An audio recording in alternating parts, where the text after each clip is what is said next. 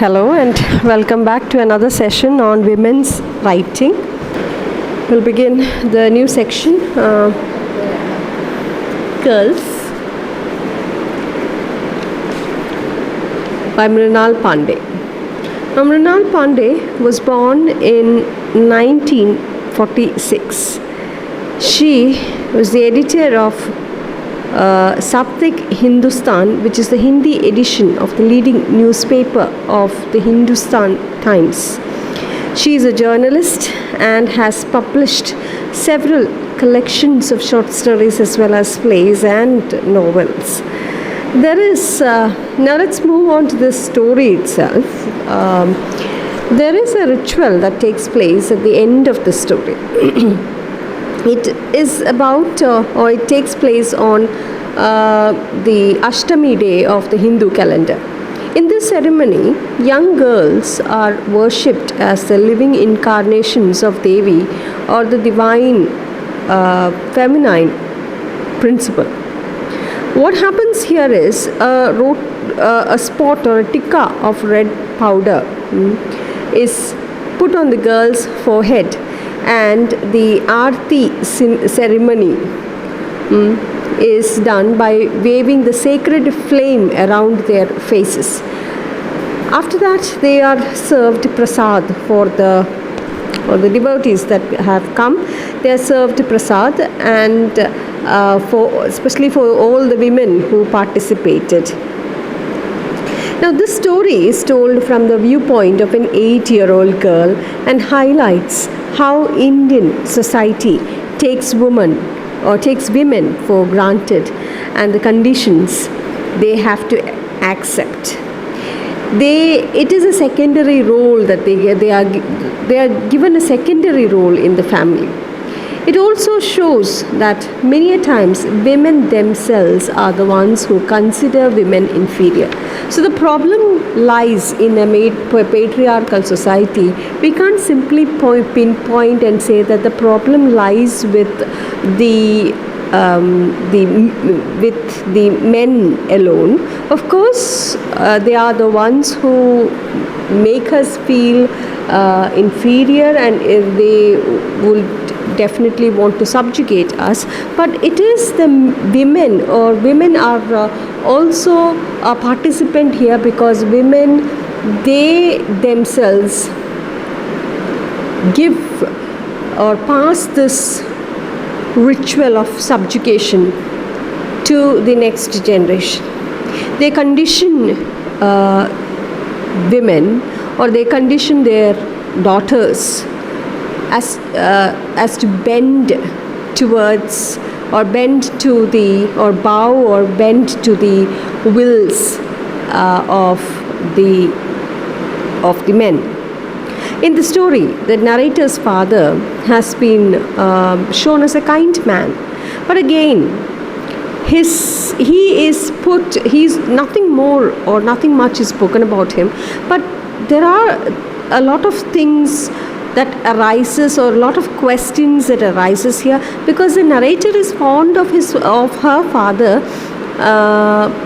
and the father is also fond of her, but he insists that his wife should bear him a son. So that is why the woman Lali, the narrator's mother Lali, she has to go for another delivery, and she will continue this till she gives him a son, or till she is able to honor the family values. So another thing, he also wants his daughters to get educated and become something in their lives. So the father is shown in a very good light here. So Mrinal Pandey, through the feminist lens, gives us a different version of the problems that a woman has to face. It's not just that they are subjugated by men or the patriarchy of the Indian society, but also it is the women who subjugate women. The narrator's mother, though you see her being called Ma, her name is Lali. I told you that. Lali has 3 daughters and she's expecting a 4th child. She hopes fervently that it is a boy so that she will get rid of the nuisance of going through another pregnancy. Throughout this story, or throughout the story, and also the narrators stay at her grandmother's, maternal grandmother's house. The narrator, who is just an 8-year-old girl, notices how the members of the house consider women inferior, and all of them are, fed up of the sort of hypocrisy that exists in the house. And also through Nani, the character Nani, who is the grandmother, maternal grandmother of this young lady, or this narrator. Through her, the writer tells us of the hypocrisy that is prevalent in the Indian society. There occurs many incidents that remind the narrator of a girl's subjugative position in the Orthodox Indian society. The narrator and her sisters, and also her mother Lali, they are now they go to the maternal house. She has gone there. Lali's expecting her delivery, or expecting a son, expecting her child, and she has gone there for her delivery. And only a grandson, or she wants it to be a son, and she hopes that she will be able to keep the family honor alive. And also even Nani has the same feeling. Nani prays to the gods, and so does the others in the house. They all pray that this time they are given, or they are blessed with a son, so that they can keep up the family honor. Another thing, only a grandson is allowed to sit on Nani's lap, whereas the girls have to bend or bow and touch the feet of Nani, and then they are sent away. They don't get to sit on Nani's lap. The narrator portrays the irony of all these through the ritual.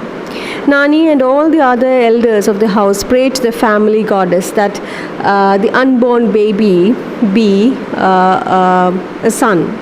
The narrator also overhears a aunt complaining in whispers to Lali, that is the narrator's mother, of the problems that she has to endure as a woman.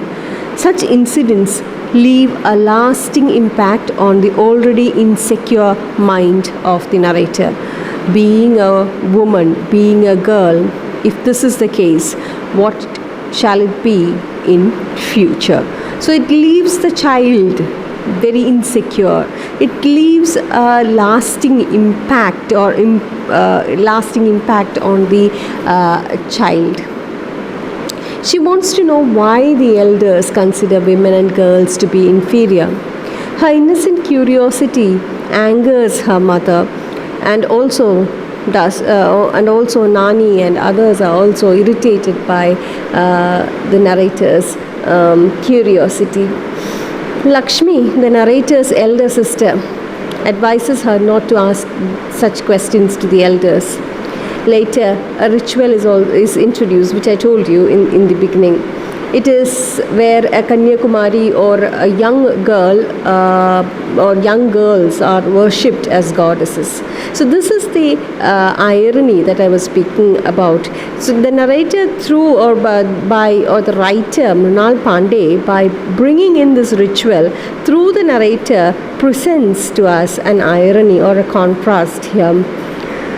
Nani, who is also a woman but considers women inferior, now calls her granddaughters lovingly to take part, or to participate in the rituals and take prasad. The elder's hypocrisy shocks the narrator and is too much for her to bear. The story ends with the little narrator bursting into tears and shouting angrily. She says, if they don't have love girls, then why worship them? So this is the plot or the summary of Mrinal Pandey by Girls. Nothing much dramatic in it, but though it is a piece which does not have much drama, it is deep. It presents the theme of the short story. Now, the opening piece itself introduces the characters through the characters, introduces the characters of the story, and through these characters we get to know the theme of the story. Let's begin. The day we left for Nani's house, Babu broke a surahi. I don't know whether he did it on purpose or by accident, but anyway, the floor was flooded with water. Ma held up her sari and called Saru's mother, who was trying to eavesdrop from the adjacent room, to mop up the water, because if someone were to slip and break their bones, it would be yet another problem. To Ma, everything in life is a problem. As far as she is concerned, whether we are at home or at school, ill or just playing around, we are a problem. While mopping the floor, Saru's mother looked up at Ma and asked, "This time you will be away for at least 3 months, won't you?" Ma put her hands on her thighs as if she were assessing their weight, squatted down and said, "Yes, they won't allow me to come back sooner." She turned to me and ordered me to go out and play. I always seem to turn up at the wrong time and at the wrong place. As I was leaving the room, I managed to pick a piece of the broken surahi, which I enjoyed sucking, and I overheard Ma addressing either Saru's mother or the cobwebs hanging from the roof. I hope it's a boy this time. It will relieve me of the nuisance of going through another pregnancy. I could just imagine Saru's mother in her usual manner shaking her head and saying, "Why not? Why not?" So this paragraph, this opening piece itself introduces the theme of the poem, of the story. The devaluation of women in the Indian society. Now, if you look at the story, it doesn't introduce, of course, we get to know that the mother is named Lali, but only later. Here it is Nani, Ma, yes, and then you have Saru's mother. I want you to look at that one, Saru's mother. Now, Saru's mother is the maid. Who is Saru? Saru would be a small daughter, or the maid's daughter, and therefore she is called as Saru's mother. Instead of naming the maid, she is referred to as so-and-so's mother. So that shows, that itself points out that no name itself points out that women have no identity in the Indian society. Okay, so the first part itself is bold. The story portrays that bold theme. It portrays the desensitized mother. Look at mother who is desensitized, who always thinks that girls have no identity, who always consider them as nuisance, who always consider them as problems. Whether we are sick, whether we are at home, whether we are at school, whether we are ill or just playing around, for her, we are a problem. So 3 girls, she is expecting a boy. So to her, a boy is the only one that could bring her peace, that could hold the honor of her family. Another thing, look at the line, yes, they won't allow me to come back sooner, So for 3 months, again, it's a ritual. The Indian ritual of staying at one's place for 3 months and then coming back. So yes, they won't allow me to come back sooner. All right, and also from the beginning itself, we get the tradition. We get the father Babu breaking the surahi. and mother carrying the surahi with her while on train. All this shows the Indian society heaped in superstition. And also the main theme that only a boy can save the honor of a family. So it's all it's a male dominant society where women are devalued. Okay, so next and also we also get to understand the nature of mother. So that's what I was trying to tell you. Mrinal Pandey, through the feminist lens, introduces another problem that the women or Indian women face in the Indian society. It's not just from the men that they have to face subjugation, but it is basically to do with the women in the society as well. They force their or they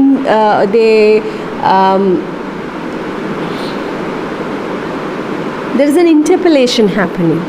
They interpellate. So it is all to do with the internalization. That means these children, as young kids itself, are made to know that they are women, they are born a woman, so they have to subjugate themselves, they have to bend and bow before the norms of the society. They are not free, they are full of burden. So if you look at the mother itself, now she has to go through pregnancy or delivery after delivery, and she can have a relief from this nuisance. That's what she calls nuisance. So right from the beginning we have been discussing that in feminist novelists also. They speak about the horrors of childbirth, the horrors of labor, giving birth to children, how they discussed that, how they, the women are looked upon as objects objects of that reproduce, nothing more than that. They don't have an identity of their own.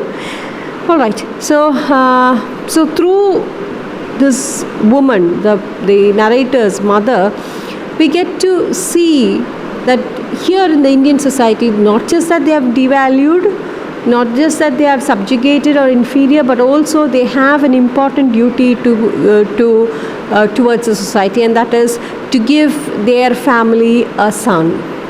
And only if they give their family a son will they have some position, at least some respect in the society, especially the Indian society. So let's move on. When we reached the station, I scrambled onto the train, fought my way through people and luggage, and secured a place next to the window. Triumphantly, I stuck my tongue out at everyone and went, "ee, ee." But when I noticed Ma's gaze turning towards me, I immediately started chanting the alphabet: E for Emily, E for Eek. Ma was not actually looking at me though, because she was preoccupied with all her problems. She had to mind the luggage, the wobbling surahi, the three of us, and cope with the exhaustion of pregnancy as well. At one of the stations, we bought a lot of samosas filled with chilies. Just when we were buying them, a woman was making her child pee through the next window. The sight made me feel quite nauseous, and I couldn't eat my samosa, so I gave it to Ma instead. Meanwhile, I crushed a piece of potato which was lying on the seat into the shape of an insect to frighten my younger sister. She screamed. Ma smacked me, and I started to cry as well. My elder sister was irritated and said, "Oh, what a nuisance you are." Despite her irritation, I know that it is only my elder sister who really loves me. Everyone else is horrible. See, that last line, also has a lot to tell us. My elder sister loved me.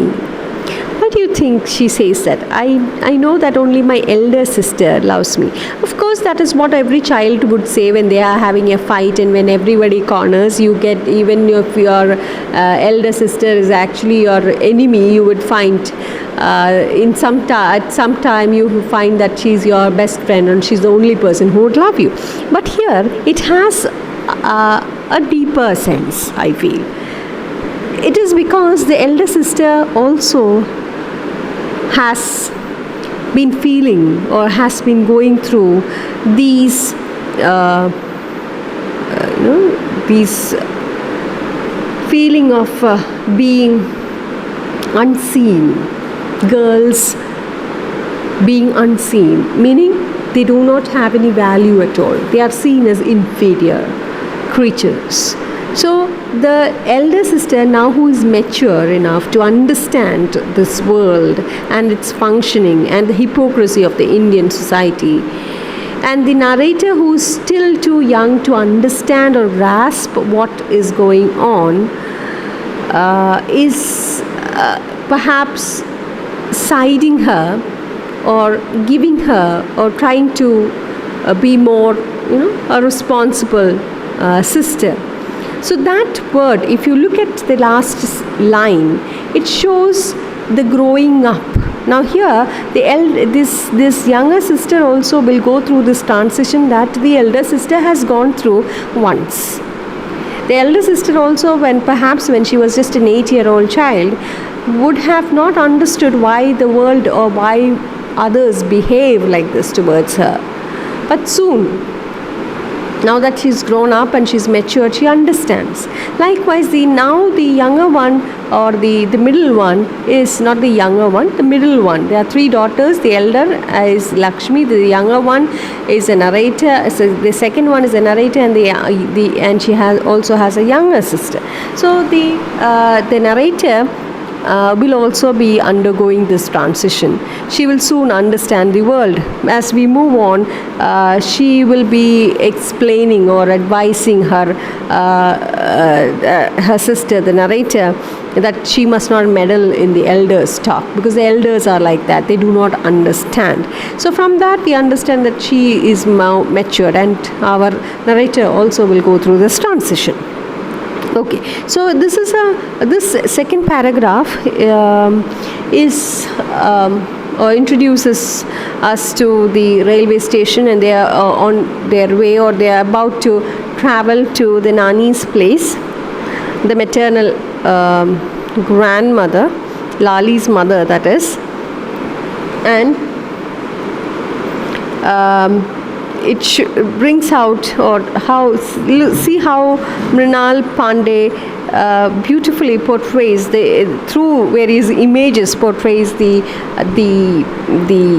scene at the railway station as well as inside the train. So look at the word, scrambled on the train, and then sitting next to the window, sticking out her tongue at everyone. That shows her mischief, that she's very young and also full of life and energy. And mother looking at her, but she was actually preoccupied. So what do you think would have been going through the mother's mind? What was her preoccupation? What was she thinking about? She was thinking about all sorts of problems, all the problems that a woman had to endure in a society. But at the same time, she, being a woman and she knowing all these problems, still passes it on consciously and purposefully, or not purposefully, consciously, to the next generation. So this is called interpellation. You may have heard your parents tell you, perhaps, if I don't know about all the parents, but there are certain parents or certain mothers who would tell your grandmothers, like when you climb onto a tree, you're a girl, you're not supposed to climb the tree. You have to behave like this. You can't run, you can't walk, put your skirt down, walk properly, don't sit like that, don't stand there, don't stand here, don't go out. Yes, so many rules and regulations for a woman. She can't even climb a tree. So, are you a boy to climb a tree? So, why boys can climb, girls cannot? So, there are so many things that these are little norms that the society has constructed, and what is the basic intention of constructing all these norms? The basic instruction to these norms are to subjugate women, that we have studied in the Victorian ideals and all. So likewise, here we have a scene at the railway station, and also look at that scene where just when we were buying them, that is the samosas, a woman was making her child pee through the next window. So it is an image, but through the image, Mrinal Pandey brings in two things. One, the Indian society, how they behave. Instead of taking the boy to the washroom or to the toilet, the child is made to pee through the window. Okay, it doesn't happen in other countries, in the Western countries or the developed countries. It only happens in India. Another thing is, it's a boy.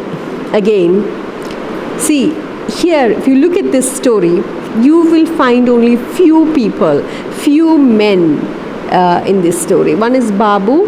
Babu is the father, and he is not directly, or he does not directly come into the story. Another one is the one who comes directly is Mama's son. Again, it is through the narration of the narrator that we get to know about him. Another person is the taxi driver, or the mama who's just spoken about but does not come in at all. So, but though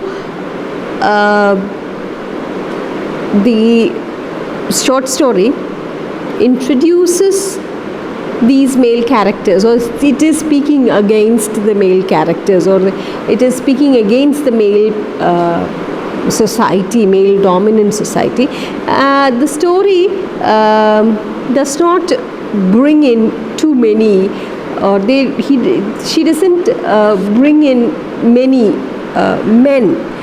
Okay, or you will find very few passages of very few images of them coming in. Mostly it is about the women's attitude towards women that is portrayed here. Okay, though they are subjugated, though it is men who subjugates them, the reasons or the causes that are responsible for this subjugation are, according to Mrinal Pandey, mostly women as such. Because it is the women who make them feel that they are to bow in front of the men.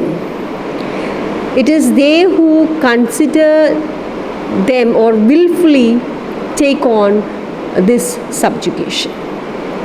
And they themselves consider women as inferior, though they know the troubles and problems that are associated with being a woman. Okay, so that's about it. We'll stop here and we'll take up the next few paragraphs in the next class. Thank you and keep safe.